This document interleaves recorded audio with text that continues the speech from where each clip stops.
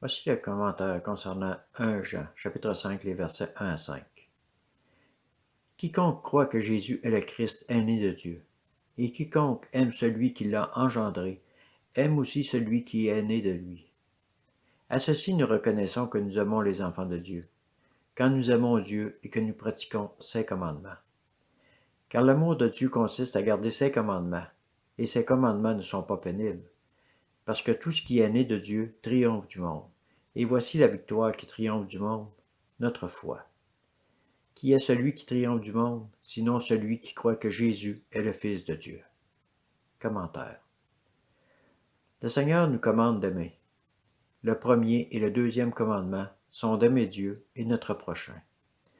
Matthieu, chapitre 22, versets 37 à 40.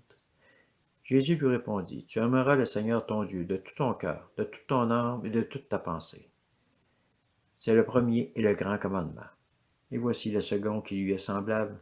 Tu aimeras ton prochain comme toi-même. De ces deux commandements dépendent toute la loi et les prophètes. Le Seigneur nous commande aussi d'avoir la foi, et que cette foi nous permette de marcher sur l'eau, de déplacer des montagnes, de guérir les malades, de chasser les démons, de marcher dans les bénédictions divines, etc. Matthieu, chapitre 21, versets 21 et 22. Jésus leur répondit, « En vérité, je vous le dis, si vous avez de la foi et si vous ne doutez pas, non seulement vous ferez ce qui a été fait à ce figuier, mais quand vous diriez à cette montagne, ôte-toi de là et jette-toi dans la mer, cela se ferait. Tout ce que vous demanderez avec foi par la prière, vous le recevrez. » Dans Marc, chapitre 11, verset 23, il est même précisé, « Ne doute pas en son cœur. » Alors voici le terrain de l'ennemi, l'animosité et le doute, qui vont à l'encontre des commandements principaux du Seigneur. Aime et crois. Aime sans arrière-pensée et crois sans douter.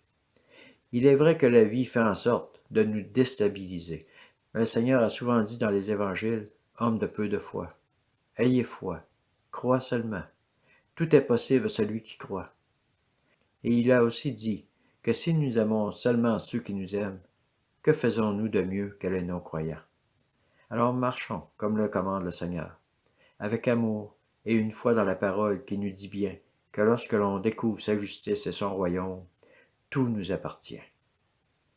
Matthieu, chapitre 6, verset 33. Cherchez premièrement son royaume et sa justice, et tout cela vous sera donné par-dessus. Son royaume, c'est l'amour. Sa justice récompense ceux qui le cherchent avec foi. Hébreux, chapitre 11, verset 6. Or, sans la foi, il est impossible de lui plaire. Celui qui s'approche de Dieu doit croire qu'il existe et qu'il récompense ceux qui le cherchent. Alors, comme Jésus nous a dit de le suivre, car il est le chemin, la vérité et la vie, suivons ses commandements pour recevoir ici-bas ses promesses de marcher sur l'eau, de voir les montagnes disparaître et d'avoir la vie qui coule en nous.